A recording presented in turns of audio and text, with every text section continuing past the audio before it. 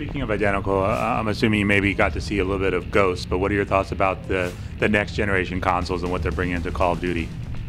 I think I'm going to tell you the story. Basically, I'm pretty sure that Treyarch will not be doing a game for 3 years because they're waiting for smoke to clear. Okay. With the console. So I think what the consoles are going to do, from what I understand about the new consoles, it allows you interactive, collaborative gaming, so you can tap into someone else's resource. That opens up possibilities for storytelling that, again, we can't even think about it yet, because once these guys get used to, okay, I can tap into your assets or take your POV, that changes the way you see the game, the way you play the game is going to be totally affected by that, because you have more resources, you have more opportunities to be successful. And I think what's going to happen on the narrative side, they're going to write stories that sort of incorporate this ability to bring in alternate resources. So you're playing as 4 or 5 people at once instead of one, and that's 5 people playing as 5. So it creates this new dynamic between players. Follow me? So it's going to be it's huge. It's a huge step forward. It's a quantum leap, I think, and it's going to, unfortunately, everything that was, it's like dealing with like a 486S computer. It's just going to be not as much fun because you're not as quick, it's not as fast, and it's just not as interactive. So you're saying though it'd be another 3 years before we see another game from you guys? Did I say that? Normally it's every other year, with you guys. Well, the Activision.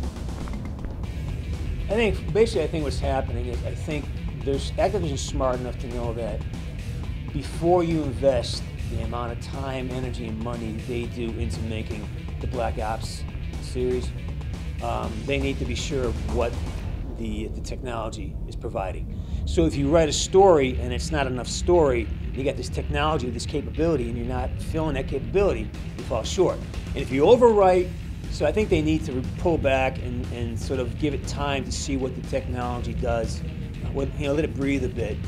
As far as I know, I have no, I can neither confirm nor deny the existence of a Black Ops 3. Any comment that may imply that is strictly accidental and not to be considered a statement of Activision or Treyarch. Where would you like to see your character? I mean, he's already grown very, very old. I already got this worked out in my mind. Activision, if you want to, I got the story laid out because I'm making a non-zombies movie based on the Woods character. I can't use the Woods character, but I've already got a film started for that. It's called Non-Zombies.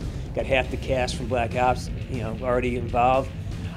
Personally, I want to see Woods in Korea. I want to see Woods overlap from his first days in Korea, moving into the Vietnam experience. Because there's so many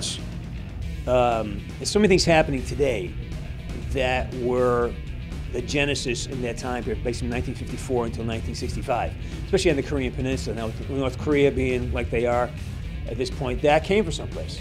And there's so many, in my research for the Woods character during Black Ops 1, there's all this information about geopolitical forces and geofinance that created Vietnam, that created Korea and South Korea.